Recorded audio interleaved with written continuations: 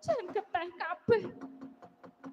Waduh Koko Prabu, engkang rayi sanget ngeman dhateng kayuanan Paduka. Monggo Koko Prabu kula aturi kondur prasa jenar kemawon.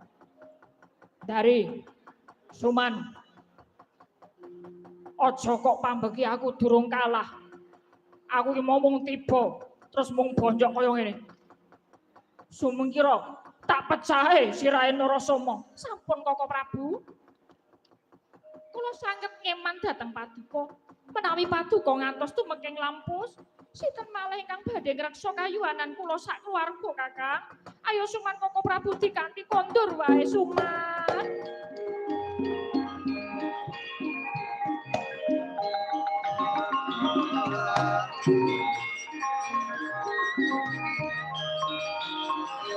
Koko Prabu, monggo kondur kemawon.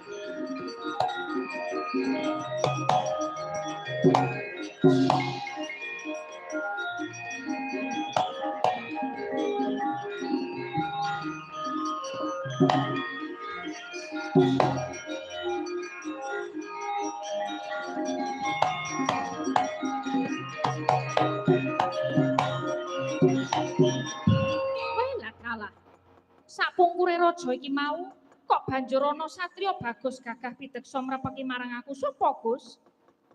Aku Raja putra ing Astina Raden Pandhu Dewayana. Kowe sapa? Lah dalah. Iki to sek kondang Raden Pandhu Dewayana, satriya ingkang prawira digdaya Mahambara. Pangertiya aku putra nata Mandaraka Raden Narasoma. Duwe karep apa tumeka kene? Mupu sayembara ing Mandura ngayunake kusumaning ayu Dewi Kunti. Tunggal aku karo ratu iki mau.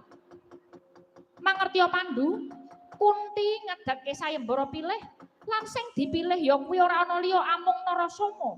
Menawa ngono, wurung anggonku nggayuh Dewi Kunti kosek. Nanging mumpung iki mau gana sing bakal ngayunake Dewi Kunti, aku kang menang marang uripe Kunti banjur iki mau aku ngedeke Giri Patembaya. Sapa bisa ngasorake Narasoma bakal menang boyong Dewi Kunti? Ora watak Pandhu nerak angger-anggering pepesdaning Gusti ngrusak pagrayu kang wis tok bangun. Ora usah kuwatir. Kunti durung keduga tak daud. Demok astane wae ora. Kepara jane aku iki wis duweni garwa. Apa ya kowe wedi Pandhu? Apa kowe nguciring jurit? Apa kowe sulap kowe? Nyawang aku sik wis dipilih karo Dewi Kunti. Jare anak-anak Ngastina kuwi satriya kang ampuhe kagila-gila. Weruh Narasoma ratu cilik wae ora semaur. Ngono kok arep ngayunke Kunti wanita kang bubudene luhur. Yen pancen ora wani karo Narasoma, mulya sambata karo bapakmu, sambata karo Maharesi Bisma. Kon maju wae rene ngadepi Narasoma, sampluk pecah sirahmu.